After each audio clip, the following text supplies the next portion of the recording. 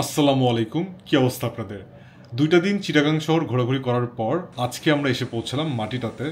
আর এবারের প্ল্যান হচ্ছে মাটিটাতে 2টা রাত থাকা এবং রিসোর্টের পুরো এক্সপিরিয়েন্সটা আপনাদের সাথে শেয়ার করা। প্রথমে আমরা রিসেপশন থেকে আমাদের চাবিটা নিয়ে আমাদের রুমে চলে যাচ্ছি। এই হচ্ছে রুমের সামনের জায়গা, যেটা বেশ সুন্দর এবং এখান থেকে বেশ সুন্দর একটা ভিউ পাওয়া যায়। চলেন আপনাদের রুমটা আগে ঘুরে দেখাই। এই হচ্ছে আমাদের রুম, যেটা আমাদের নেক্সট 2টা রাত থাকার জন্য দেওয়া হয়েছে। রুমের সাথে আছে বিশাল একটা বেড, ছোট্ট একটা ওয়ার্ক স্পেস, একটা সোফা, একটা আয়না এবং এই যে একটা ক্লিন ওয়াশরুম। রুমে ঢোকার পর থেকেই বেশ শান্তি শান্তি ফিল হচ্ছে। চলেন আপনাদেরকে আগে বারান্দার ভিউটা দেখায়।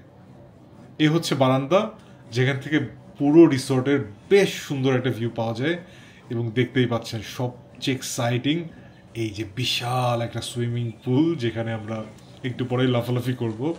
সত্যি কথা বলতে আমি এত বড় সুইমিং পুল বাংলাদেশের অন্য কোনো রিসোর্টে এখন পর্যন্ত পাইনি। সো এটা দেখেই মোটামুটি আমার মাথা নষ্ট হওয়ার মতো অবস্থা। সো বারান্দা থেকে দেখতে পেলাম এখানে অনেক ডেলং গেস্ট এসছেন, যারা ঘুরে ঘুরে ছবি তুলছেন এবং সুইমিং পুলে লাফালাফি করছেন। কিছুক্ষণ পরেই ওনারা আমাদেরকে ওয়েলকাম ড্রিঙ্কস দিয়ে গেল। সো এখন একটু রেস্ট নিব, রেস্ট নেওয়ার পরে দুপুরে খাওয়া দাওয়া করে তারপরে বিশাল বড় যে সুইমিং পুলটা আপনাদের দেখালাম সেখানে একটু লাফালাফি করবো আর রিসোর্টটা ঘুরে দেখবো। তো এখন একটু রেস্ট নেই, তারপর আবার দেখা হচ্ছে আপনাদের সাথে। বেশিক্ষণ রেস্ট নেওয়া হয়নি, পেটে প্রচণ্ড ক্ষুধা ছিল। চিন্তা করলাম আগে একটু খাওয়া দাওয়া করি, তারপর অন্য কিছু দেখা যাবে। নিচে নামতে দেখলাম অনেকগুলো সুন্দর সুন্দর ঘোড়া।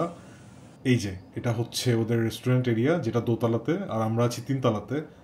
এটা হচ্ছে রেস্টুরেন্ট থেকে ভিউ, পুরো পুল এবং রিসর্টের একটা ভিউ পাওয়া যায়। আর আজকে উইকডেজ হওয়ার কারণে গেস্ট খুব একটা বেশি ছিল না। আর এই হচ্ছে ওদের খাবার আইটেম, ফিশ, বিফ, চিকেন, এছাড়াও ডাল আছে, সাথে শাক আছে, ভাত আর নানান পদের ভর্তা। খাবারের কথা একটু পরেই বলছি। ওদের হাত ধোয়ার জায়গাটাও এত সুন্দর যে মনে হলো একটু ভিডিও করে নেই। আর এই হচ্ছে ওদের খাবার, অল্প অল্প করে সবগুলো আইটেমই আমরা ট্রাই করেছি এবং খাবার কথা পুরো ভিডিও জুড়েই অনেকবার শুনবেন আপনারা। খাওয়া দাওয়া শেষ করেই আমরা সুইমিং পুলে চলে গেলাম, কারণ এটাই প্রথমে মাথার মধ্যে ছিল যে এই কাজটাই প্রথমে করতে হবে, পরে অন্য কিছু। সো প্রথমে আমরা পুলে চলে গেলাম। পুল থেকে পুরো রিসর্টের অদ্ভুত সুন্দর ভিউ পাওয়া যায়, লেক সহ পুরো রিসর্টটা পুল থেকে আপনি দেখতে পারবেন। কিছুক্ষণ পুলে দাপাদাপি করার পর এখন যাচ্ছি অ্যাক্টিভিটিগুলো। এই যে শুরু হলো 4টা থেকে, জিপ লাইনিং করছে অনেকেই, তো দেখে মনে হলো যে একটু নিজেরও ট্রাই করা উচিত। আমার weight 110 by the way. So এই ওয়েট নিয়ে করা সেফ হবে কিনা জানি না, বাট স্টিল ওদের দেখে খুব ইচ্ছা করতেছে।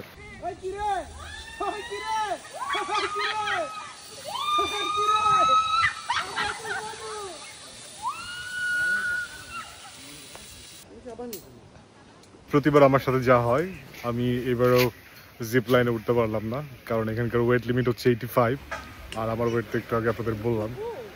সো ওয়েট লিমিটের কারণে আমি উঠতে পারলাম না। আমার মিসেস যাচ্ছে। শাবাশ নাউইন।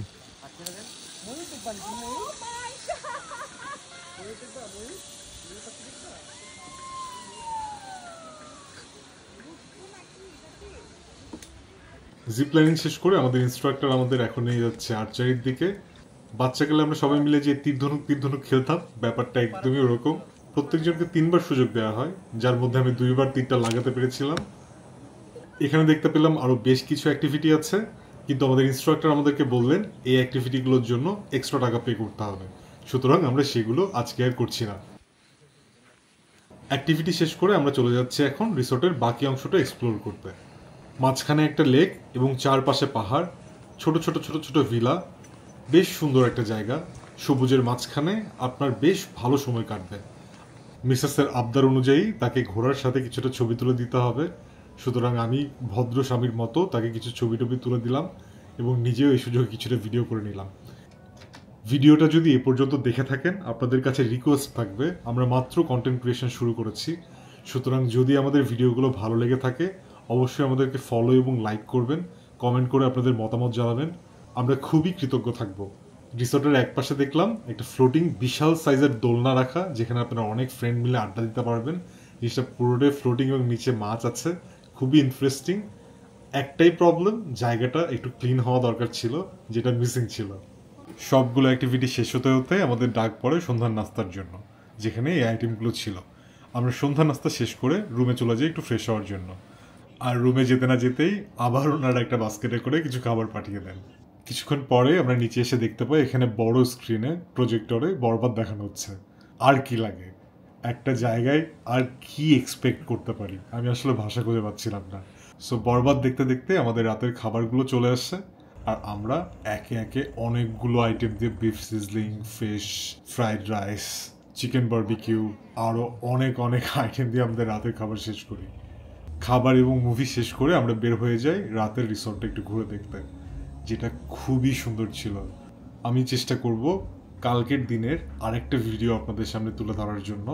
যদি ভিডিওটা ভালো লাগে তবে আবারও রিকোয়েস্ট করছি আমাদের পেজটা ফলো করবেন, ইউটিউবে হলে সাবস্ক্রাইব করবেন, আর কমেন্টে আপনাদের মতামত জানাবেন।